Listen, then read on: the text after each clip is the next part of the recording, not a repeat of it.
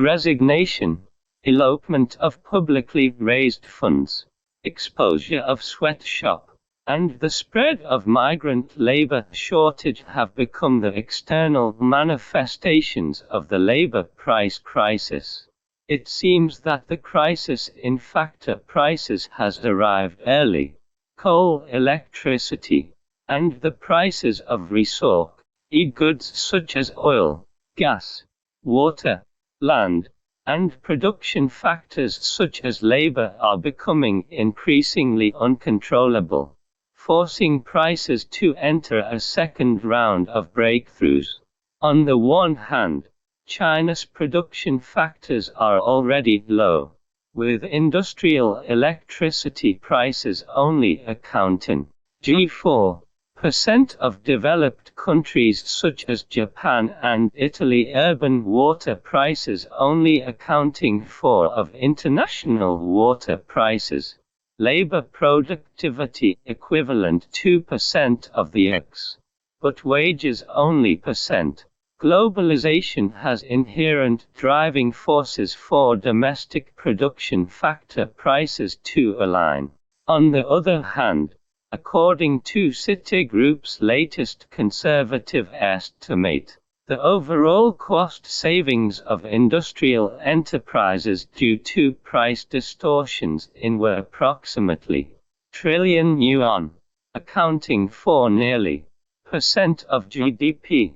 The cost of production factors is artificially suppressed. Not only does it not reflect the true cost, but also artificially overestimates profits. Some scholars estimate that domestic enterprises will unreasonably save at least % of production costs as a result, assuming that the enterprises themselves absorb % of this product. Prices will also increase by at least %. Therefore, the market's reconfirmation of production factor prices is an insurmountable barrier. In fact, if prices are distorted, they should be reformed. But the reform of the price mechanism is hesitant. Reform faces difficulties and the inability to rationalize prices. The essence of price crises reflects the crisis of reform, and the inability to promote reform lies in ideology. If there is a problem with ideology, it is a crisis of ideology.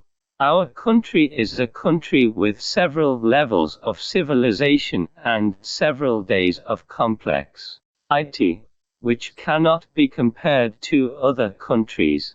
However, with knowledge at its peak and a superficial grasp of complex situations, using classical Western theories and thinking and methods under agricultural civilization to respond will undoubtedly encounter bottlenecks, making reform difficult. Therefore, the ultimate solution to the price crisis lies in the renewal of ideas. It may be a necessary condition for emancipating the mind to subvert cognitive inertia and the old truth standards with the idea of post-industrialization or even financialization. Even if we can keep up with the times in our thinking, the path of institutional reform remains bumpy. Not to mention the resistance of some special interest groups to reform. The living pressure brought by global inflation alone has made it difficult to reconfirm the prices of production factors, let alone the fact that price reform is now facing two major ownership superstition and state motivation. In the first half of GDP grew by %. Foreign trade showed a year-on-year decline. Inflation was high, and small and medium-sized enterprises were struggling. Sad. Bankruptcy has become a trend. Regarding this situation, the relevant parties are both very vigilant and very anxious. Based on continuous meetings and discussions, they have decided to change the macro tuning from dual prevention to one protection and one control, and have made sufficient articles on protection. In terms of policy rescue itself, it is understandable. But if analyzed from the perspective of macro adjustment history, today's scene is precisely the period of macro adjustment back then, and the current situation proves the remarkable achievements of macro adjustment. The reason why we dare not recognize the macro adjustment results is that the protection and pressure distribution of macro adjustment policies is uneven, which is basically characterized by the protection of state-owned enterprises and the laissez-faire of private enterprises, starting from the tight monetary and land supply in this ND of regulation. The GEM has been delayed. Private enterprises have no access to financing, and state-owned enterprises and central enterprises can queue up to go public. The vast number of low-end enterprises in the industrial upgrading have completely lost their protection, and central enterprises take the opportunity to regain lost land and complete industry monopolies and market division, such as telecommunications. This result naturally cannot be accepted calmly by private enterprises. Therefore, the political foundation that can ensure the transformation of economic growth mode is fairness and justice. And based on this, policies can be revised the intention and effectiveness of the measures. Otherwise, the political show of Yigong Heilong will greatly undermine the government's credibility and make the cost of trial and error increasingly high. A prerequisite for establishing a political foundation based on fairness and justice is the establishment of a new concept of the country and a new concept of the people. That is, the understanding of the state transcends the violent machine in the stage of class conflict, but is independent of social entities, represents the common interests of all members of society, and takes the establishment of rules and regulations, maintenance of rules, and provision of public services as the main national motivation. Only when the national motivation is pure and selfless can the political principle of fairness and justice not be excluded. The new concept of the people is to restore the people from abstract concepts and exploitable slogans to specific individuals and interest groups. Only through the evolution of negation and negation can the people-oriented people find a realistic career, and the specific financial explosion and personality-splitting Greenspan's memoir The Age of Turbulence came out at a delicate moment. The real estate bubble burst. The subprime crisis is spreading. The answers to irrational behaviors found in the book from the perspective of psychology and anthropology, while they are ultimately rooted in human nature. The tendency to turn from excitement to fear has not only become the best footnote to this crisis, but more importantly, it also inadvertently revealed that although Greenspan has been in charge of the Federal Reserve, which represents the authority of rationality, for years, his heart is full of fear for irrationality and powerlessness for foam. What a great split this is! In fact, when it comes to human personality, Most people will believe in its innate and unchanging characteristics. But from agriculture, the evolution of the three-character classic from the well-known concept of human nature is inherently good at the beginning, similar in nature, but far apart in habits to the industrial civilization's concept of human nature is like jade, and both nature and emotions can be shaped undoubtedly. Y highlights the dynamic and malleable aspect of human nature. In other words, the production and lifestyle styles under different cultures play an extremely important role in shaping the character of people living in them. For example, in the agricultural economy, the production method of relying on the weather for food and the exchange method of physical objects such as gold and silver as general equivalents bring about a social civilization characterized by honest labor and self-restraint, accompanied by the mechanized production mode of the industrial economy, and the exchange method of currency, paper currency, as the general equivalent.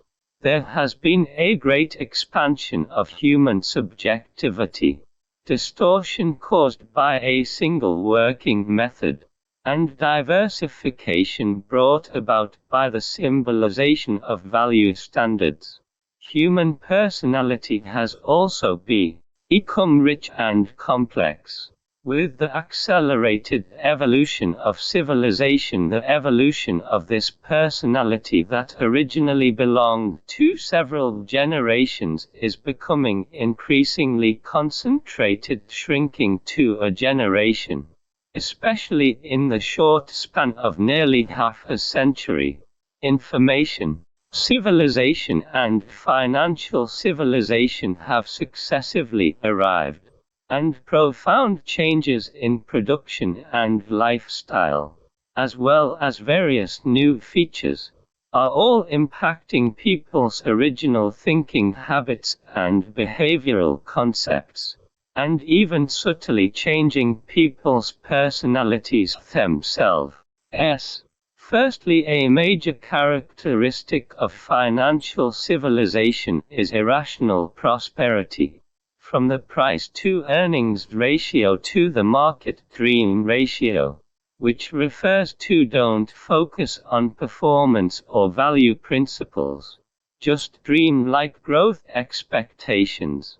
For example, the stock price of LMZ, which is mainly engaged in toothpaste, once soared to yuan, because its holding of about % shares of CITIC Securities gave people huge conspiracy theory that directed the currency war is easy to control readers in thinking and satisfy their curiosity about mysteries.